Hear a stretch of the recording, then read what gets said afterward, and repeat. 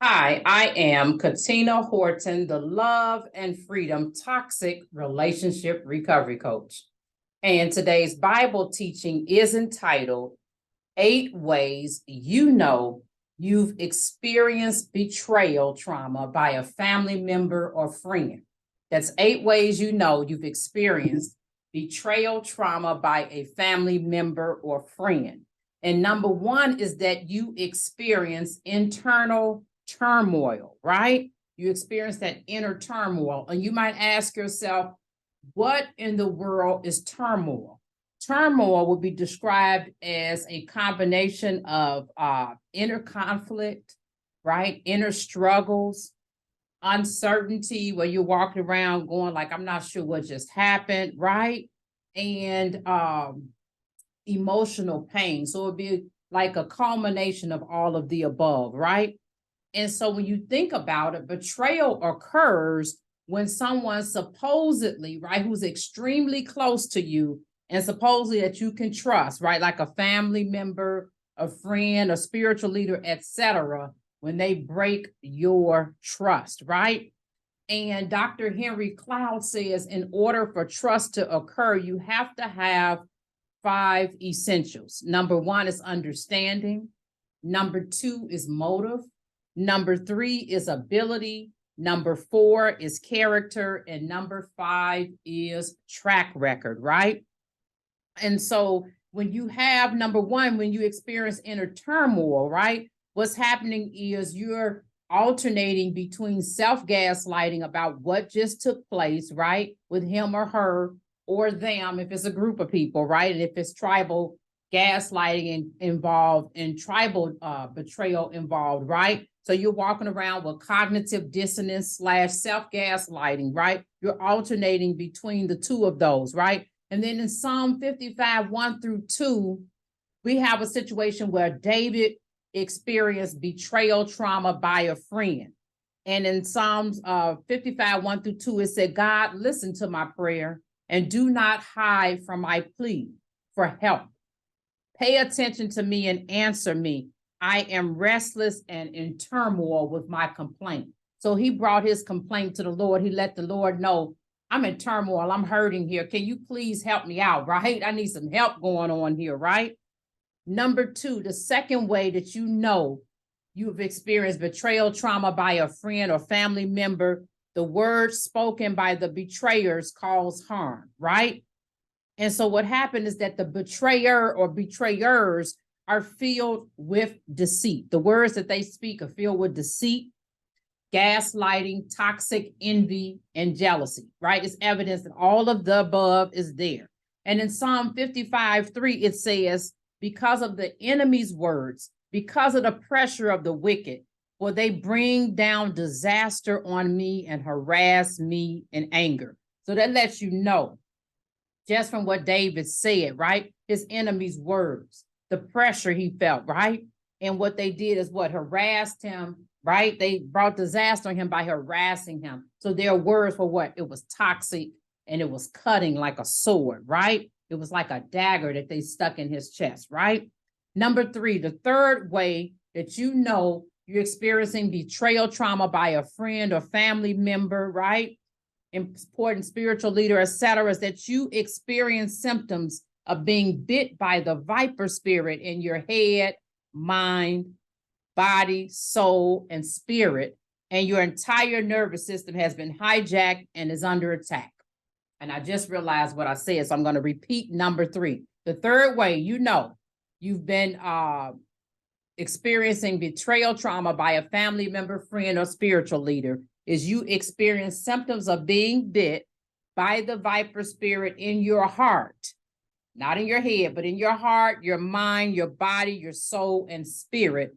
And your entire nervous system has been hijacked and is under attack, right?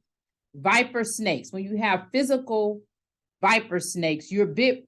When you get bit by them, you're not like bitten. You see, oh, here come a snake. No, they're going to ambush you. Viper snakes, their whole MO, their whole method of operation is ambushing, right? So when you're bit by a viper snake, you don't even know what's coming. And that's usually what happens when it comes to betrayal trauma, right? And then your organs become infected with venom and they begin doing what? They begin shutting down, right? And in verses 4 through 6 of Psalm 55, David says, what? My heart shudders within me. Terrors of death sweep over me. Fear and trembling grip me. Horror has overwhelmed me. Now that sounds like some intense stuff that he's got going on in his system. His whole system is under attack. His whole nervous system and emotional system, his amygdala is going, right? Number 4, the fourth way you know that you're experiencing betrayal trauma from a friend, family member, and or spiritual leader is that the flight trauma response kicks in. You long to get away from it all because the whole situation is just overwhelming and you don't know what to do with it, right?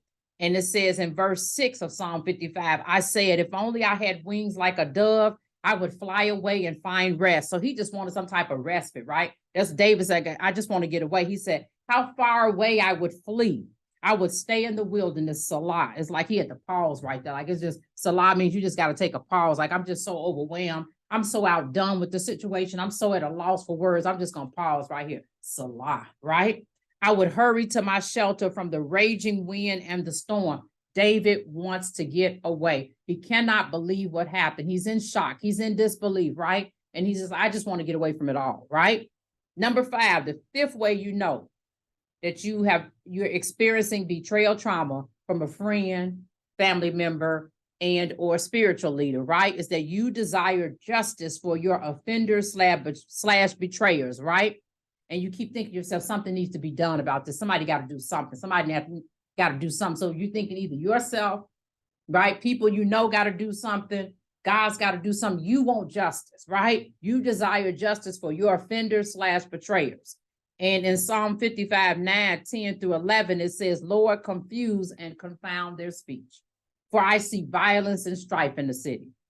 Day and night, they make the rounds on its walls. Crime and trouble within it. Destruction is inside it. Oppression and deceit never leave its mark, its place. It's like you see what's going on, right? Just like in the world today. You know, sometimes we get frustrated. We want to see justice. We like, you see what's going on. You see the innocent children being killed, innocent people for no reason. You see the carjackings, right? You see all this going on, right? Do something about it. Somebody needs to do something. That's what we usually say. We're frustrated, right? And we're dealing with betrayal trauma, right? We can't believe we've been violated in that manner. Number 6, the 6th way you know you're dealing with betrayal trauma by a family member, friend, and or spiritual leader. The shock, disbelief, and reality of what happened is almost too much to bear, right? And you start thinking, you know what, you're supposed to have my back, and you out here telling all my business and shaming me by proxy, right? You're supposed to be my friend, to the end, so to speak, right? My friend way back from first grade, second grade, grammar school, from high school, and you done went out and told all my business like this, right?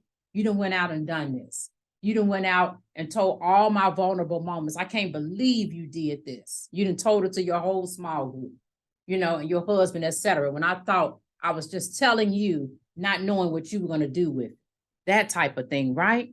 And in Numbers 6, 12, I said numbers, but that was number 6, the 6th point, right? The shock, disbelief, and reality of what happened is almost too much to bear.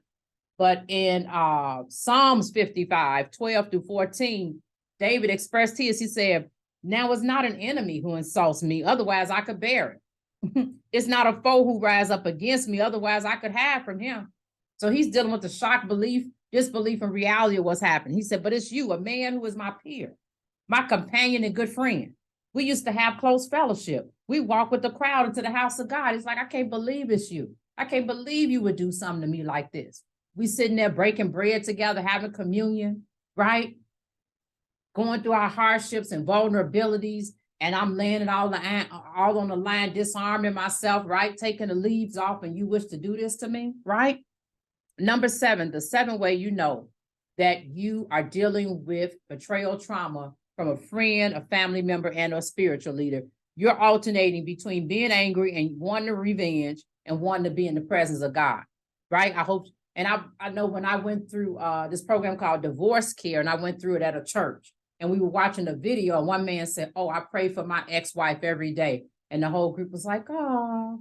And then he said, "Yeah, I pray that she gets run over by a bus." And we were like, "Oh." And then we just started busting up laughing because you just couldn't help but bust up laughing at that, because we were like, "Oh, that's good that he prays for her. That's really something. He's really, he didn't got himself to that certain level," right? So we alternate between that, right? Like, I hope they fall dead. I hope they get run over by a car. I hope God do this, that, and other to them. So you know what? They're made and created in the image of God. God, please help me to deal with this, because I don't know what I'm gonna do, right?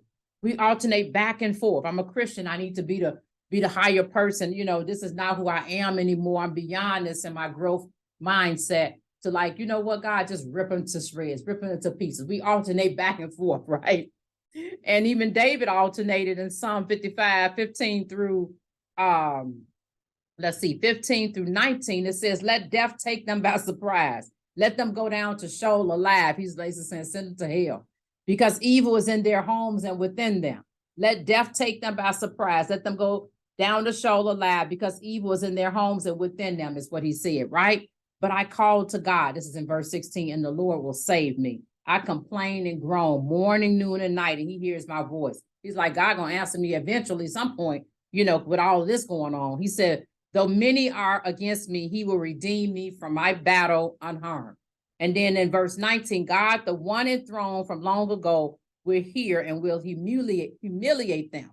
Salah. You got to take another breath on that note after all this didn't happen. He said, "Because they do not change and they do not fear God." So he realized, right? You can't try to control people. They're not going to change. God can't even make them change. God gives us free will, right? Otherwise, he don't love us, right? If he try to control us, you can't control and love at the same time, right? And so he's just like, God, the one enthroned from long ago, will hear and will humiliate them, because they do not change and they do not fear God. So it's like, you know what? I gotta just trust and believe that God's going to do it. Even though I'm going back and forth and want them to go straight to hell, is where I really want them to go, right? Number 8, the 8th way that you're dealing with betrayal trauma by a friend, family member, and or spiritual leader, you conclude you've been taken by a narcissist, right? Right? And so what happens is there's war in that person's heart. They're emotionally dysregulated, and you had a violation of your soul through the viper spirit, right? They've used words of flattery. "Oh, you look so good, baby. You look so good. You look so good. You look just as sweet as an apple." Just anything, any old mess, right? "Let me hold $1." And then after you get them some money, they start treating you like dirt, right? "I need you to type up this report for me," right? That type of thing. After they've flattered you with words. "Oh, girl, look at you. Look at those pretty, beautiful teeth of yours," right? Right. "You got $250 you can let me borrow," or sending you prophetic words on Facebook and other social media. And after 2 months, "You got $250 to send to our orphanage." All that kind of mess, right? The love bombing mess. And in scripture, David says, Psalm 55, 20 through 21, "My friend acts violently against those at peace with him. He violates his covenant. His buttery words are smooth, but war is in his heart. His words are softer than oil, but they are drawn swords." But it's like his words just cutting through, just ripping you up to pieces, right? And that's what really happens after the person has flattered you. Then they go on what? The narcissist, they devalue you, just rip you up, belittling, gaslighting, manipulating, deception, triangulating, all of that mess, right? Minimizing, all of it, deflecting, projecting, the whole 9 yards. And when he said, "My friend acts violently against those at peace with him," he violates his covenant. A violation is basically what? Going against somebody's boundaries, right? Something you don't even have permission to do. When somebody violates your body, violates your physical and emotional space, right? Your spiritual space, your intellectual space, they're going against a boundary, right? Something that they don't have a right to do, right? Number 9, the 9th way you're dealing with betrayal trauma from a family member, friend, and or spiritual leaders. You accept and resolve what has happened so you can move forward and allow God to play his part in the vindication process. Faith and trust in God rather than human beings, right? And in my Freedomology, my coaching program, I have an ownership to reframing cycle, right? It's called the story ownership to reframing cycle, right? And so the last part of that cycle is the R or R method. That means you're going to reframe or remain. You're going to reframe what happened, or you're going to remain right where you are, right? And if you keep on with the if only, should have, could have, would have, you're going to remain right where you are. David had to resolve it. he had to move forward, right? He had to move forward. He had to allow God to play his part in the vindication process. And this is how we know that's what he did. In Psalm 55, it says, cast your burden on the Lord. He will sustain you. He will never allow the righteous to be shaken. God, you will bring them down to the pit of destruction. Men of bloodshed and treachery will not live out half their days, but I will trust in you. Put your trust in God when you've been betrayed. When you have experienced betrayal, trauma, get set up with a therapist and or coach so you can heal, along with a healing group and a small group at church. Remember, you are enough. Reclaim your power, soul, and identity today. And then I want to challenge you to reclaim the power, soul, and identity of your calling. Grab your keys to the kingdom and get your inheritance. Again, I'm Katina Horton, the Love and Freedom Toxic Relationship Recovery Coach. Be blessed.